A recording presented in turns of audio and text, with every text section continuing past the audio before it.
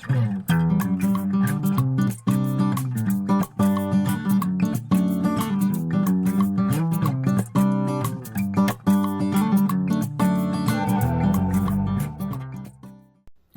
olifant, het jy al gehoor van die storie van die toring van Babel? Jy het? Gaan jy my help om die storie vir die maatjies te vertel? Ek is so bly. Nou gaan ons mooi luister na die storie en dan gaan ons lekker saam sing. Kom ons gaan!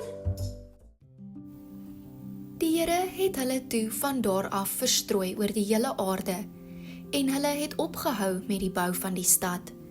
Daarom het hulle die stad Babel genoem, want daar het die Here in die taal van die aarde verwarring gebring en van daar af het hy die mense oor die hele aarde verstrooi.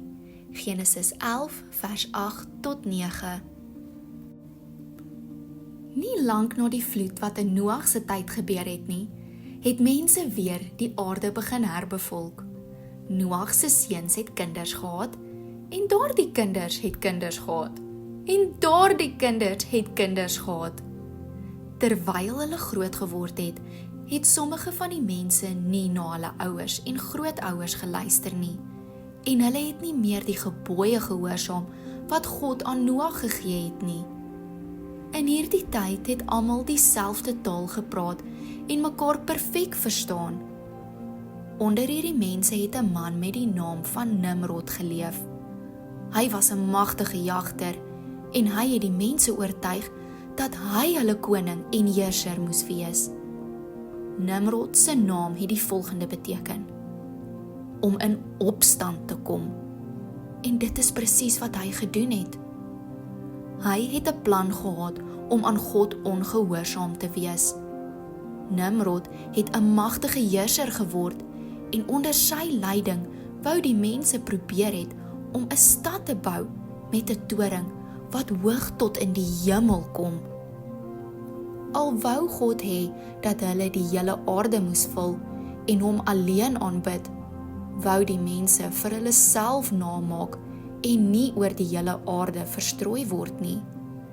Hulle het klip gebruik en teer gemaak en so het die bou van die toring begin. Mense het nie goeie bedoelings gehad om hierdie toring te bou nie. Hulle het probeer om op hulle eie manier tot in die hemel te kom, sonder om God te gehoorsaam en te dien.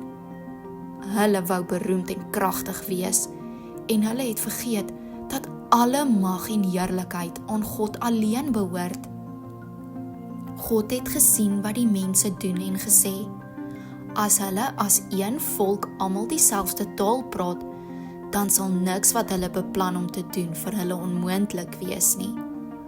Kom laat ons afgaan en hulle taal verwar, sodat hulle mekaar nie kan verstaan nie. So het God hulle taal verwar. Skielik kon die mense mekaar nie verstaan nie. Die bouers kon nie met mekaar praat nie.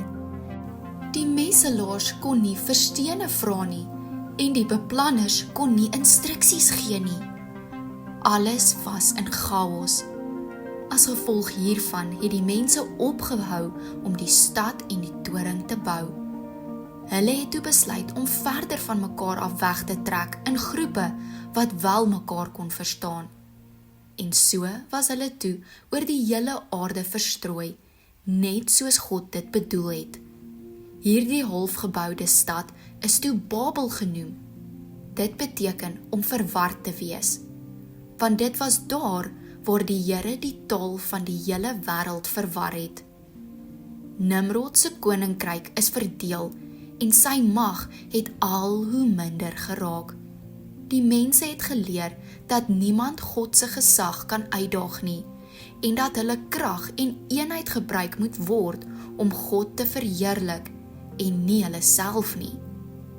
En so leer die verhaal van die toring van Babel en Nimrod ons van die gevare van trots en die belangrikheid daarvan om God se gesag te erken.